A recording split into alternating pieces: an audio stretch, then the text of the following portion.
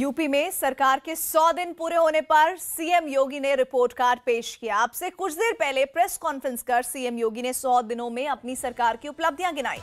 योगी ने कहा कि पहले 100 दिन में हमने जो काम किया है इससे हम लोग संतुष्ट हैं।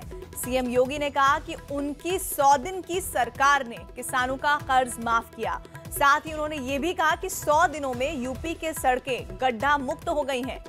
विपक्ष पर आरोप लगाते हुए उन्होंने कहा कि 15 सालों में उत्तर प्रदेश में हालात बदतर हो गए थे।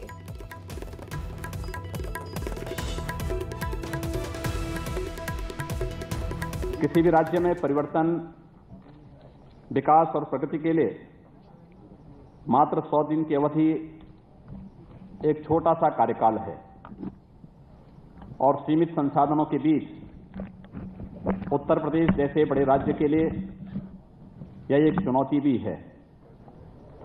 इस चुनौती को हमने स्वीकार किया है। राज्य सरकार के इन 100 दिनों की अवधि की उपलब्धियों पर हमें संतोष का अनुभव हो रहा है। राज्य सरकार ने विरासत में मिली 1,21,000 किलोमीटर से अधिक गड्ढा युक्त सड़कों को गड्ढा मुक्त करने तथा प्रदेश के सभी जनपदों को समान रूप से बिजली आपूर्ति करने जैसे महत्वपूर्ण लेते हुए प्रभावी कार्रवाई की है। महिलाओं की सुरक्षा, सशक्तिकरण और सम्मान के लिए कोई कसर बाकी नहीं रखी जाएगी।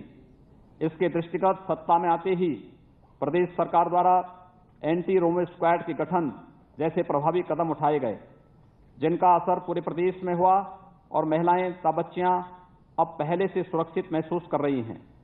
महिलाओं एवं बालिकाओं में सुरक्षा की भावना और सुदृढ़ करने तथा उनके सामाजिक आर्थिक सशक्तिकरण के दृष्टिगत कन्या भ्रूण हत्या के विरुद्ध प्रभावी कार्रवाई करने के लिए मुखबिर योजना की शुरुआत की गई है।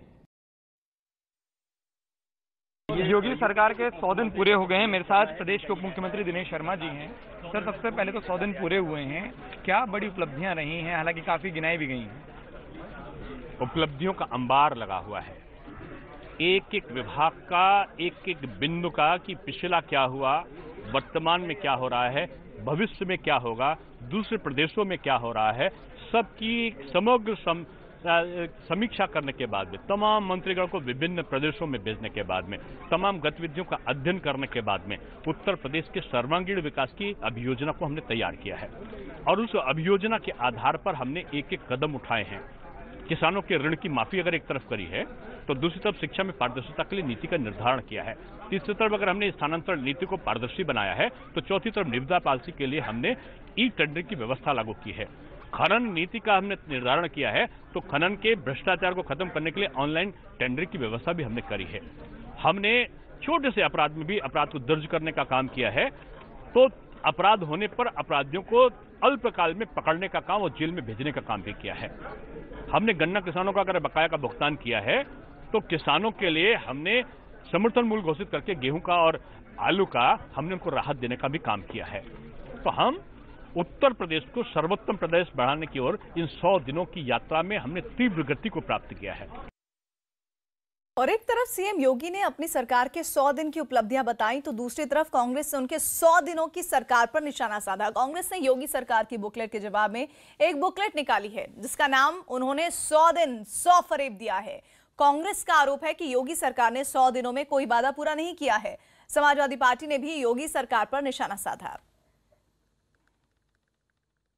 आदित्यनाथ जी के कार्यकाल का आंकलन वो स्वयं तो करके कितनी भी पीठ थपथपाएं, पर सच यह है कि 100 दिन का कार्यकाल केवल अराजकता, केवल जो रक्षक यानी पुलिस के अधिकारी हैं उन पर बीजेपी के गुंडों द्वारा प्रहार और भाजपा के कार्यकर्ताओं की गुंडई के लिए जाना जाएगा। न कोई सार्थक जमीन पर काम हुआ, न सुरक्षा का माहौल पैदा हुआ,